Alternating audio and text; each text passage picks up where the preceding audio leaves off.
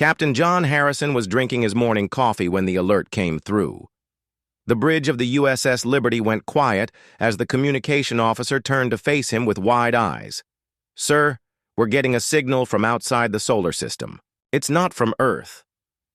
John set down his cup and walked to the main screen.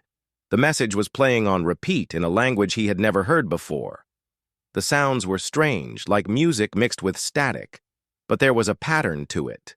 "How long have we been receiving this?" John asked. "About 10 minutes, sir. The signal is coming from near Jupiter's orbit." John felt his heart beat faster. In all his years commanding ships in space, he had never encountered anything like this. The human race had been looking for signs of alien life for decades, but they had found nothing. Now, something was trying to talk to them. "Get me Dr. Lisa Martinez on the line. Tell her to bring her team up here immediately." Dr. Lisa Martinez ran the xenobiology lab on Mars Station. She had spent her whole career studying the possibility of alien life, but she never expected to actually meet any. When the call came through, she grabbed her equipment and took the first transport ship to meet the Liberty. The journey took 6 hours. During that time, the alien signal kept repeating. The communication team recorded everything and tried to find patterns in the sounds. By the time Lisa arrived, they had identified what seemed to be mathematical sequences in the message. "Play it again," Lisa said as she floated onto the bridge. The gravity systems were running low power, so everyone moved carefully through the air. The alien voice filled the room. It was unlike anything Lisa had ever heard. The sounds were complex, with multiple tones playing at the same time. But there was definitely intelligence behind it. "There," she pointed at the screen showing the sound waves. "Do you see how it repeats every 47 seconds? And these spikes here match prime numbers." Commander Ryan Blake, the ship's tactical officer, looked uncomfortable. "Doctor, how do we know this isn't some kind of weapon? The signal could be carrying a virus or trying to hack our systems." Lisa shook her head. "The signal is too complex for that. This is language. Someone is trying to communicate with us." 3 days later, Lisa's team had made progress. They identified basic mathematical concepts in the signal and started sending responses. The aliens seemed excited by the human replies because their messages became longer and more complex. John watched the process with growing amazement. The aliens were teaching humans their language step by step. They started with simple concepts, like numbers and shapes, then moved to more complex ideas. After 2 weeks, the first real communication breakthrough happened. The alien message came through the speakers. But this time it was in broken English. "Greetings, beings of third planet from star. We are peaceful. We wish to make contact with your kind." The bridge went completely silent. Everyone stared at the speakers as if they might explode. John felt like he was living in a dream. "They learned our language," Lisa whispered. "In 2 weeks, they figured out English from our mathematical responses. The aliens identified themselves as the Galactic Confederation, a group of species from across the galaxy. They said they had been watching human radio signals for 50 years and decided it was time to make contact." The lead alien speaker called himself Ambassador Zektar. His species, the Velothians, had blue skin and 4 arms. They showed pictures of themselves through data transmissions that human computers could decode. Zektar explained that the Confederation had over 3,000 member species. They all lived in peace and shared knowledge and technology. They traveled between stars, built cities on different planets, and had solved problems like hunger and disease.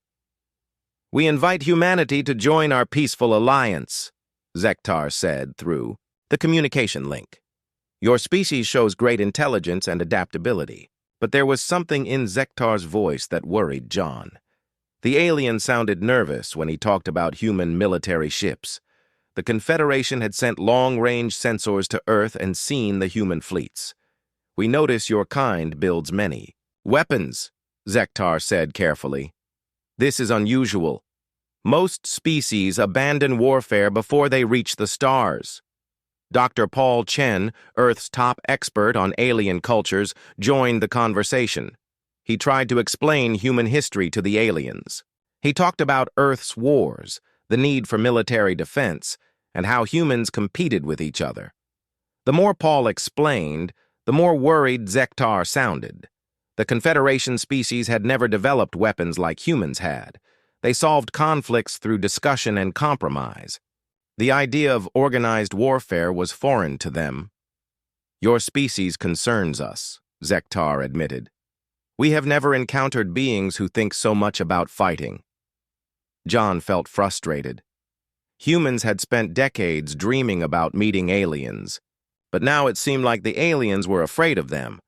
The Confederation wanted to meet, but they were worried about human nature. "We're not monsters," John told Zektar. "We fight when we have to, but we also protect the weak and help those in need." Zektar was quiet for a long time. Finally, he spoke again. "We will send a delegation to meet with your leaders. We must understand your kind better before we can decide if humanity can join the Confederation." The communication ended, leaving the humans alone with their thoughts. They had made contact with an advanced alien civilization, but the aliens saw them as dangerous. John wondered if humanity's military nature would prevent them from joining the galactic community. Lisa looked at the data they had collected. The aliens were clearly more advanced than humans, but they seemed almost childlike in their fear of conflict. She wondered what would happen if these peaceful species ever faced a real threat. The first step toward joining the galaxy had been taken, but John knew the real challenge was just beginning.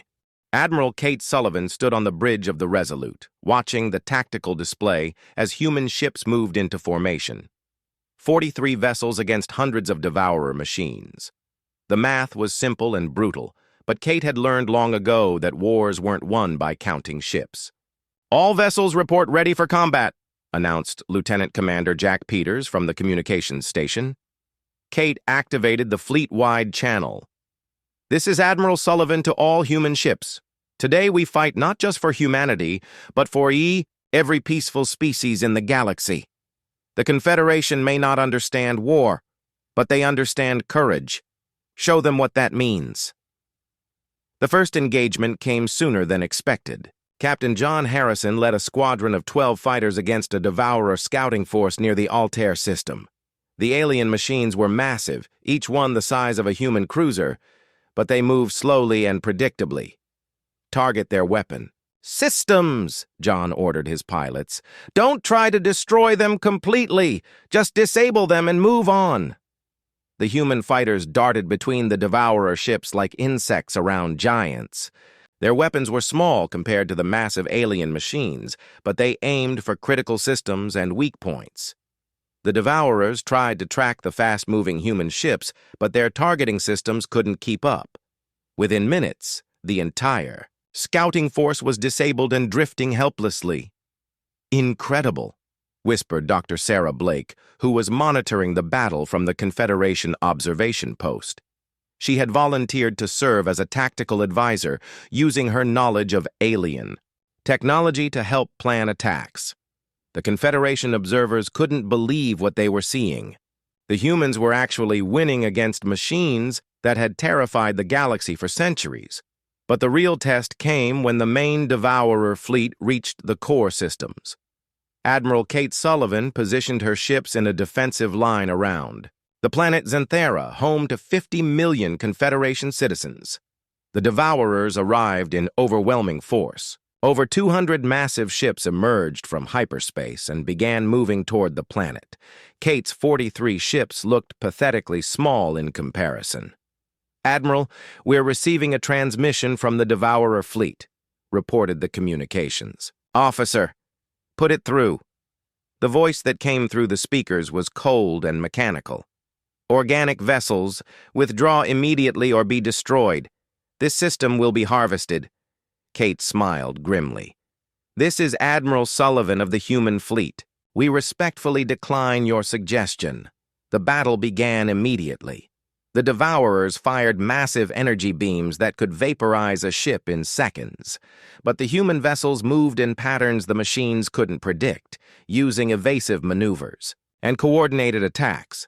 Commander Ryan Blake led the destroyer squadron in a direct assault on the Devourer flagship. His ship took heavy damage, but he managed to get close enough to launch a full spread of missiles at the machine's command center. The explosion lit up space like a miniature sun. When the light faded, the massive Devourer ship was broken in. "Half and spinning out of control. Direct hit on the command vessel," Ryan reported. "The fleet is losing coordination." Kate saw the opportunity immediately. "All ships, concentrate fire on the damaged vessels. Don't let them repair their systems." The human fleet swarmed over the confused Devourers like wolves attacking a wounded bear. Each disabled machine made the enemy fleet a little weaker and a little less coordinated. On the planet below, Confederation citizens watched the battle through telescopes and sensors. They had never seen anything like it. The humans fought with a combination of skill and fury that left the peaceful aliens speechless. But the fight was taking its toll on the human fleet. Ships were damaged, crews were exhausted, and ammunition was running low. Kate knew they couldn't keep this up much longer. The turning point came when Captain Steve Moore volunteered for a suicide mission.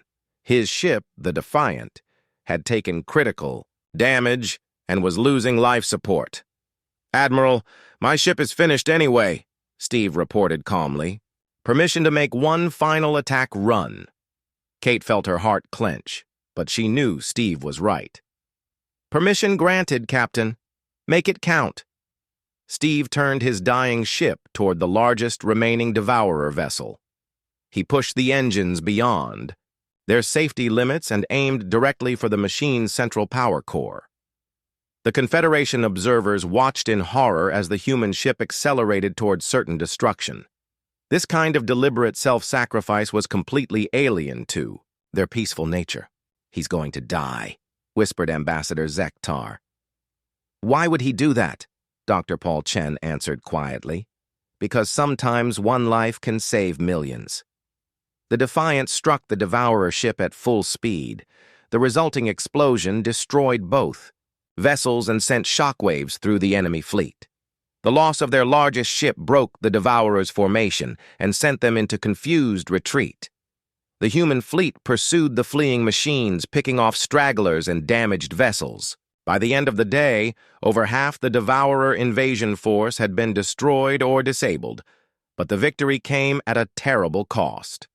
12 human ships had been lost, including hundreds of crew members.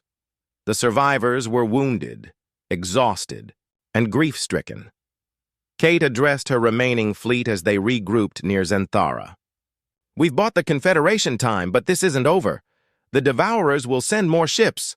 We need to be ready." On Harmony Prime, the Confederation Council was meeting in emergency session again.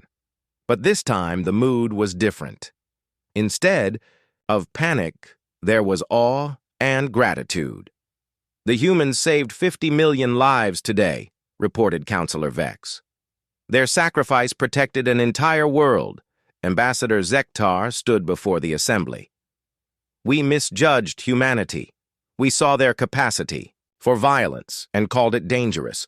But today we learned that same capacity can be used to protect the innocent." The Council voted unanimously to grant humanity full membership in the Confederation, along with a formal apology for their earlier doubts. But the war was far from over. Intelligence reports indicated that the main Devourer force was still approaching, led by machines even larger and more deadly than the ones they had already faced. Dr. Sarah Blake worked around the clock to develop new weapons and tactics. She studied the wreckage of destroyed Devourer ships, looking for weaknesses that human forces could exploit. Lieutenant Colonel Amy Foster began training Confederation security forces in basic combat techniques. The aliens were clumsy at first, but some of them showed potential for learning military skills. "You have to think like a predator," Amy explained to a group of alien trainees. "Don't just react to threats. Anticipate them and strike first."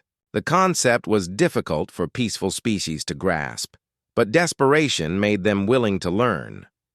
Meanwhile, Sergeant Dan Phillips led human marine teams in boarding actions against disabled devourer ships.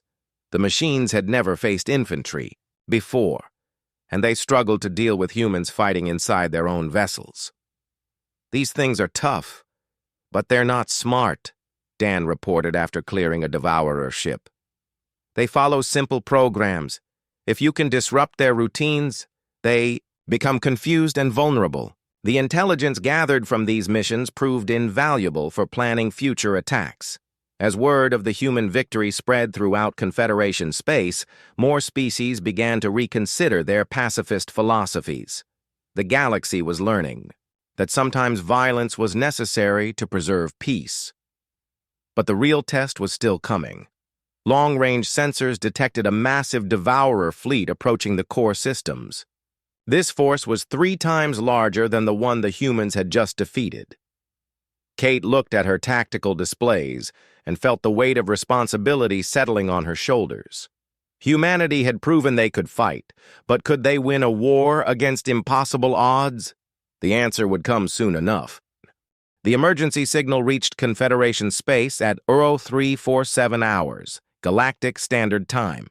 Deep space monitoring stations detected the massive energy signatures first, then the visual confirmation came through long-range telescopes. Ambassador Zektar stared at the display screen in his office, watching hundreds of dark shapes moving through space toward Confederation territory.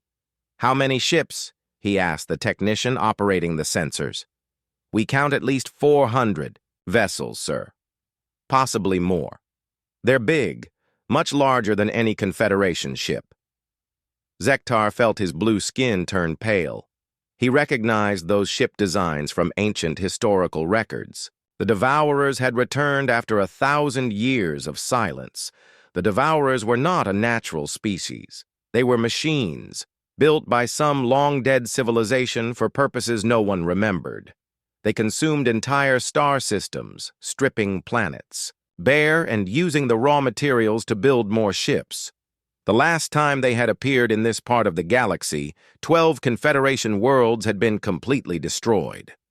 Captain Steve Moore was conducting routine patrols near the edge of Confederation space when his sensors picked up the massive fleet. The human observation ship Defiant was small compared to the alien vessels, but its advanced sensors could detect things the Confederation couldn't see. "Commander Davis, are you seeing this?" Steve called to his second-in-command, Commander Laura. Davis floated over to the sensor station and looked at the readings. Her face went white. "Those ships are enormous. Each one is bigger than our entire fleet back home." Steve activated the communication system to contact Confederation headquarters. "Harmony Prime, this is the Defiant. We have visual confirmation of a large alien fleet entering your space. They don't match any known Confederation designs." The response came back immediately. "Defiant, this is Harmony Control. We're aware of the situation. Please maintain your position and observe only. Do not engage or make contact with the unknown vessels." Steve and Laura watched through their telescopes as the mysterious fleet moved deeper into Confederation space. The ships were dark and angular, with no lights or decorative features. They looked like weapons, built for a single purpose. On Harmony Prime, the emergency session of the Confederation Council was already underway. Representatives from 3,000 species filled the massive assembly hall, all talking at once in dozens of different languages. Zektar called for order, but the panic was too great. Species that had lived in peace for millennia suddenly faced the return of their ancient nightmare. "The Devourers destroyed our homeworld 1,000 years ago," cried Representative Thawne from the Outer Rim territories. "My ancestors barely escaped with their lives." "Our defense fleet cannot fight these machines," admitted Admiral Kess of the Confederation Navy. "Our ships are designed for exploration and rescue operations, not warfare." The humans had been invited to observe the council session, but they were not allowed to vote or speak officially. Dr. Paul Chen and Admiral Kate Sullivan sat in the observer section, watching the aliens panic with growing concern. Kate leaned over to whisper to Paul. "They're going to run, aren't they?" Paul nodded grimly. "These species haven't fought a war in thousands of years. They don't even remember how." On the main screen, new reports came in from the advancing Devourer fleet. The machines had reached the outer colonies and were already beginning their work. Entire cities were being dismantled and converted into raw materials. "Evacuation protocols are now in effect," announced Zektar. "All civilian populations in the outer sectors must be moved to safety immediately." "What about fighting back?" called out a voice from the assembly. The question created uncomfortable silence. Fighting back wasn't something the Confederation had considered in centuries. Their ships had defensive shields and could run away quickly, but they carried no weapons. Admiral Kess stood to address the assembly. "The Confederation Navy will do everything possible to protect our worlds, but our capabilities are limited. We can evacuate populations and provide defensive support, but we cannot stop the Devourer advance." The aliens began arguing about where to run and how to hide their populations. Some suggested fleeing to other galaxies. Others wanted to surrender and hoped the Devourers would spare them. None of them suggested fighting. Captain Steve Moore continued monitoring the Devourer fleet from his position near the border. What he saw made him sick to his stomach. The machines moved from planet to planet like a plague, consuming everything in their path. "They're not just taking resources," Laura observed. "They're completely sterilizing those worlds. Nothing will ever live there again." Steve watched a Confederation defense fleet attempt to engage the Devourers. The alien ships fired harmless warning shots and tried to establish communication. The Devourers responded by destroying the entire fleet in less than 5 minutes. "They didn't even try to fight," Steve said in disbelief. "The Confederation ships just sat there and let themselves be destroyed." The reports from the battle reached the council chamber minutes later. The loss of an entire defense fleet sent the aliens into even greater panic. "We need immediate evacuation of all core worlds," demanded Councilor Vex. "The Devourers will reach Harmony Prime within days." "Where will we go?" asked Representative Yilan. "The Devourer fleet is too large. They can chase us anywhere." Human Ambassador Janet Pierce finally stood up in the observer section. She wasn't supposed to speak, but the situation was getting desperate. "Maybe humanity can help," she said loudly. The entire assembly turned to look at her. Thousands of alien eyes focused on the small human woman standing among the observers. Zektar's voice carried a note of desperation. "Ambassador Pierce, what are you suggesting?" "Let us fight for you." "Human. Ships carry weapons. Our crews know how to use them. We might not be able to stop the Devourers, but we can slow them down while you evacuate." The suggestion created chaos in the assembly. Half the aliens were horrified at the idea of using violence. The other half were desperate enough to consider anything. "Absolutely not," declared Councilor Thrix. "We will not solve this crisis by embracing the very violence we have rejected for millennia." "Then what's your solution?" Janet shot back. "Run away and hope the Devourers get bored?" Dr. Paul Chen stood beside Janet. "The Confederation has a choice. You can maintain your moral purity and watch your worlds burn, or you can let us help. Protect what you've built." The debate raged for hours, while the Devourer fleet continued its advance. Confederation ships fled before them, carrying refugees but unable to slow the mechanical plague. Finally, Zektar called for a vote. All in favor of accepting human military assistance? The result was close, but the fear of extinction won over moral objections. By a narrow margin, the Confederation voted to allow human intervention. Admiral Kate Sullivan received the authorization while she was aboard her flagship, the Resolute. She immediately began mobilizing every human ship in the sector. "How many vessels can we deploy?" she asked her staff. 43 ships, Admiral, including fighters and support craft." Kate looked at the tactical display showing the Devourer fleet. Hundreds of massive ships against 43 human vessels. The odds were hopeless, but humans had faced impossible odds before. Send the signal to all ships. We're going to war. The final battle began at dawn on Confederation Prime. Admiral Kate Sullivan watched from the bridge of her flagship as the largest Devourer fleet in galactic history emerged from hyperspace.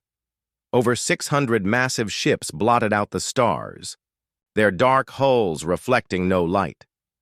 "My God," whispered Commander Laura Davis. "There are so many of them."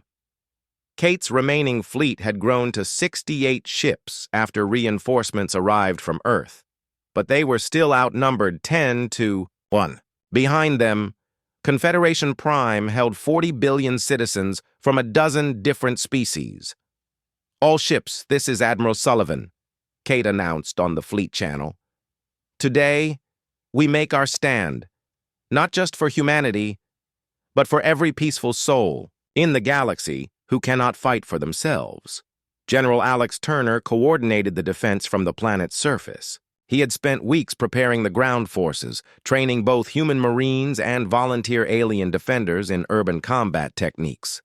"The Devourers will try to land troops to speed up the harvesting process," Alex explained to his mixed group of soldiers. "Our job is to make them pay for every meter of ground they take." The alien volunteers were nervous but determined. Species that had never held weapons now carried human-made rifles and explosives. They moved awkwardly in their combat gear, but their courage was unmistakable. The space battle began when the Devourer fleet opened fire with their massive energy cannons. The humans scattered immediately, using evasive patterns that made them difficult targets. Captain John Harrison led the fighter squadrons in hit-and-run attacks against the enemy fleet's flanks. His pilots had learned to exploit the Devourers. Slow reaction times, striking fast and disappearing before the machines could respond. "Target their communication arrays," John ordered.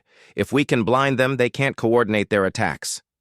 The human fighters darted between the massive Devourer ships like deadly insects. Each attack took out critical systems, slowly degrading the enemy fleet's effectiveness. But the machines kept coming. For every Devourer ship the humans disabled, 2 more took its place. The sheer numbers were overwhelming. Dr. Sarah Blake worked frantically in her laboratory aboard the research ship Discovery. She had been developing a new weapon based on Devourer technology, but it wasn't ready for deployment. "How much more time do you need?" asked her assistant, Dr. Mike Johnson, as explosions lit up the space around them. "At least 2 more hours," Sarah replied, not looking up from her work. "The power coupling isn't stable yet." Mike looked out the window at the battle raging around them. "I don't think we have 2 hours. On the planet's surface, the first Devourer landing ships broke through the human defensive line. The machines hit the ground like metallic meteors, immediately beginning to construct harvesting equipment. Lieutenant Colonel Amy Foster led the counterattack with a mixed force of human Marines and alien volunteers. The Confederation soldiers fought bravely despite their lack of experience. "Stay together," Amy shouted over the sound of gunfire.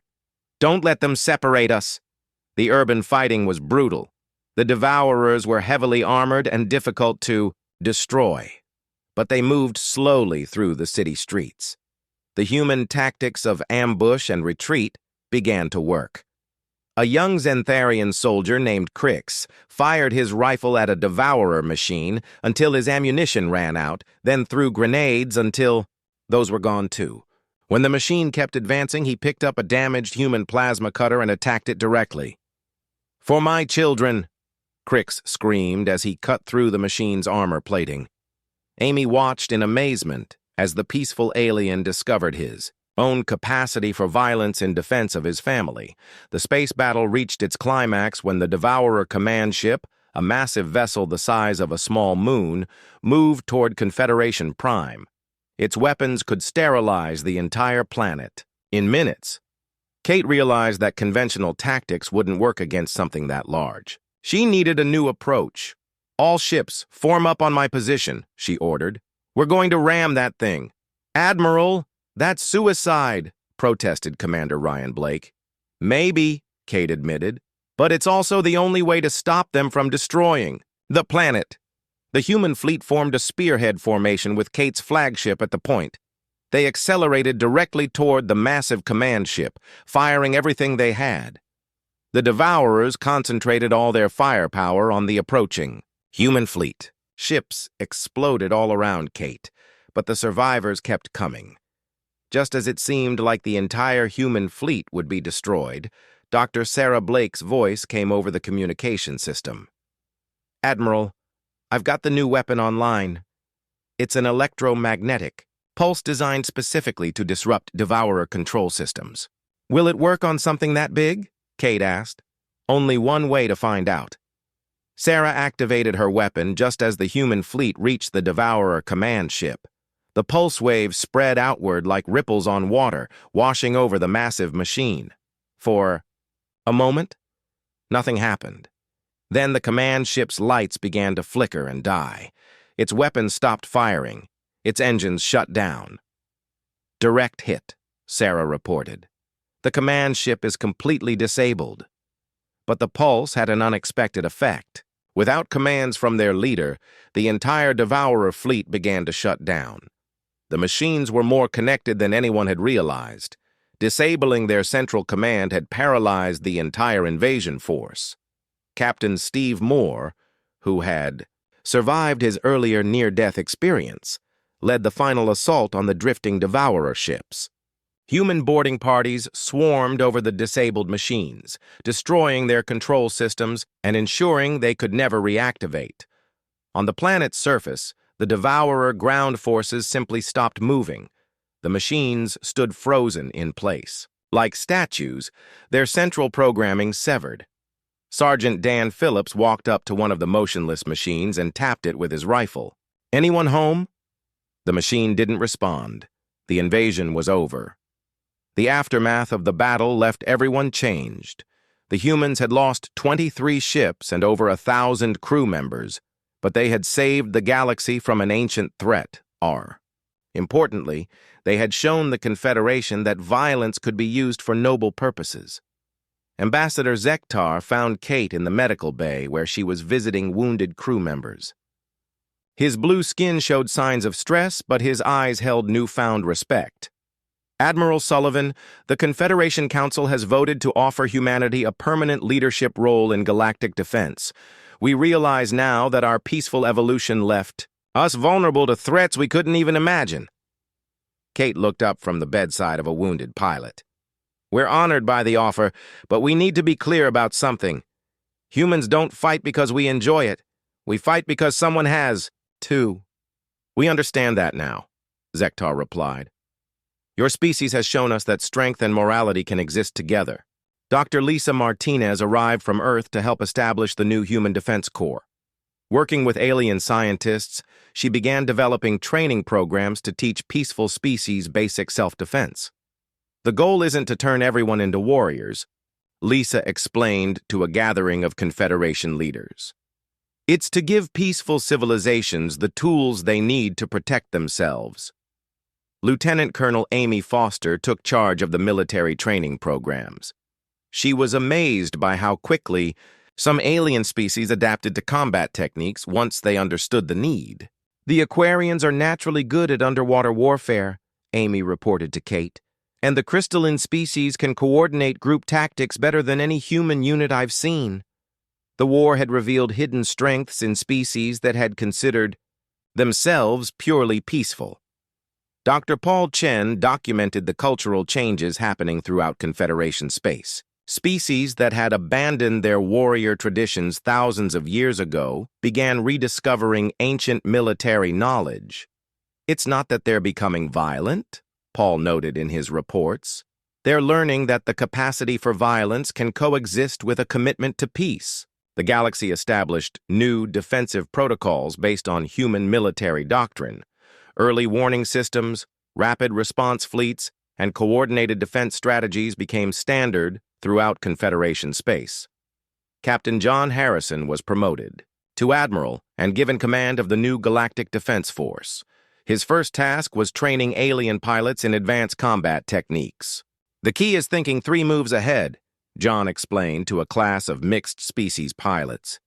"Don't just react to what the enemy is doing now. Anticipate what they'll do next." The alien students struggled with the concept at first, but gradually began to understand the strategic thinking that made human military forces so effective.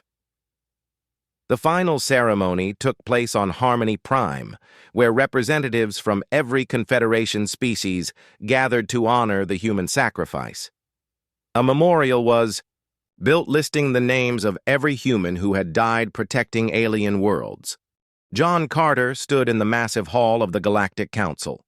The room was so big that he could barely see the far walls. Hundreds of alien beings sat in floating chairs that moved around the center platform. Some looked like giant insects. Others were made of pure energy that glowed blue and white. A few looked almost human, but with strange colored skin and extra arms.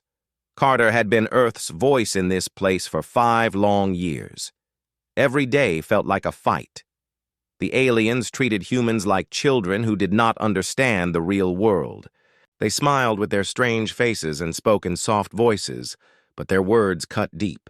Today was different. Today would change everything.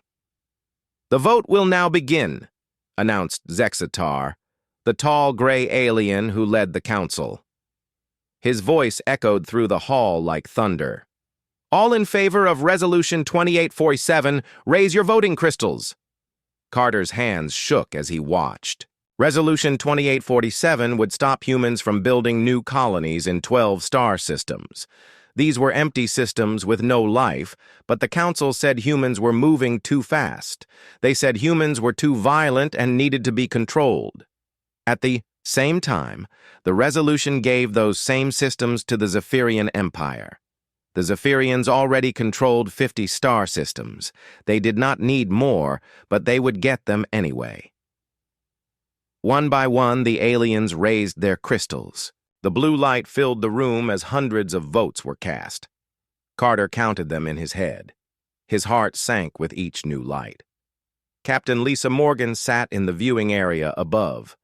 She wore her military uniform with pride, but her face showed the same pain Carter felt.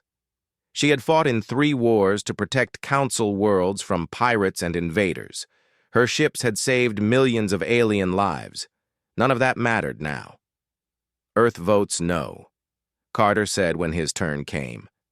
His voice was strong, but inside he felt hollow.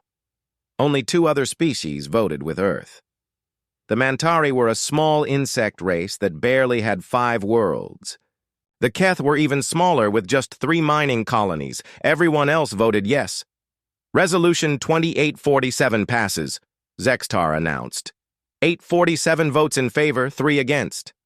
The Krillian delegate stood up. He looked like a giant lizard with too many teeth. "Perhaps now the humans will learn their place," he said with a laugh that sounded like grinding metal. "Violence and speed do not make a species wise." Other aliens nodded and made sounds of agreement. The Valorians, who looked like floating jellyfish made of light, pulsed with colors that Carter had learned meant happiness. They were glad to see humans lose. Carter had heard enough. He stood up slowly and walked to the center platform. The room grew quiet. Hundreds of alien eyes watched him. "I have something to say," Carter announced. His voice carried across the huge room. Zextar looked annoyed. "The vote is finished, Ambassador Carter. There is no more discussion." "This is not about the vote," Carter replied. He looked around the room at all the aliens who had just voted against his people. "This is about humanity's future in this council." He pulled out a datapad and began to read. "For 10 years, humans have been part of this council. We have followed every rule. We have paid every tax. We have sent our ships to fight your wars and our doctors to heal your sick." The room was completely silent now. Even the energy beings stopped their constant humming. "We have asked for nothing but fairness," Carter continued. "We wanted to be treated as equals. Instead, you treat us like dangerous children. You fear our growth but use our strength when it helps you. Admiral Ben Rodriguez watched from his ship high above the station. He had been Carter's friend since military school on Earth. He knew what was coming. His hand moved to the communication controls. "Today you have shown us the truth," Carter said. His voice grew stronger with each word. "You will never accept us as equals. You will always see us as a threat to control or a tool to use." The alien delegates began to shift in their seats. Some whispered to each other in their strange languages. "Therefore," Carter said, "I formally announce that humanity is leaving the Galactic Council. We withdraw from all treaties, all agreements, and all obligations." The room exploded with noise. Aliens shouted in dozens of languages. Some jumped from their floating chairs. Others flashed with angry colors. Zextar pounded his staff on the platform. "You cannot simply leave. There are procedures. There are laws." Carter smiled for the first time in months. "Your laws, not ours. We never agreed to be prisoners." He turned and began walking toward the exit. Captain Morgan was already moving, gathering the other human officers who worked at the station. "This is madness," shouted the Valorian consul. "Humans need the council. You will fail without us." Carter stopped at the door and looked back one last time. "We will see about that." High above the station, Admiral Rodriguez received Carter's signal. Within minutes, every human ship in the system began moving. They had practiced this moment, many times in secret. The evacuation began immediately. Transport ships docked with the station to collect human personnel. Military vessels formed protective screens around the evacuation fleet. In less than 6 hours, every human in council space would be gone. Dr. Kate Sullivan was in her laboratory when the evacuation order came. She had been working on a cure for Zeller's disease, a plague that killed thousands of aliens each year. Without thinking, she destroyed all her research. If the Council wanted to treat humans like enemies, they could solve their own problems. Engineer Amy Foster did the same in the station's power plant. She erased the maintenance codes for the fusion reactors. Let the aliens figure out how their own technology worked. All across Council space, humans began the same process. They took their knowledge, their skills, and their loyalty with them. The aliens who had voted against humanity would soon learn what they had really lost. Carter's transport ship pulled away from the station just as the sun set on the council chambers. He watched through the window as Nexus Prime grew smaller and smaller. Captain Morgan sat beside him. "Think they'll try to stop us?" Carter shook his head. "They think we need them more than they need us. They'll realize their mistake soon enough." The human fleet jumped to hyperspace, leaving the Galactic Council behind forever. In the council chambers, the aliens were still arguing about what to do. None of them understood that everything had already changed. The age of human cooperation was over. The age of human independence had begun. Admiral Kate Sullivan stood before the memorial as Ambassador Zextar presented her with the galaxy's highest honor for military service. "Humanity has taught us that sometimes the greatest act of peace is being willing to fight for it," Zextar said. "Your species will be remembered not as warriors, but as guardians." Kate accepted the honor on behalf of all human military personnel. "We didn't seek this responsibility, but we accept it gladly. The galaxy is safer when peaceful people have protectors." As the ceremony concluded, Kate looked up at the stars and thought about the future. Humanity had found its place in the galactic community not as conquerors, but as defenders.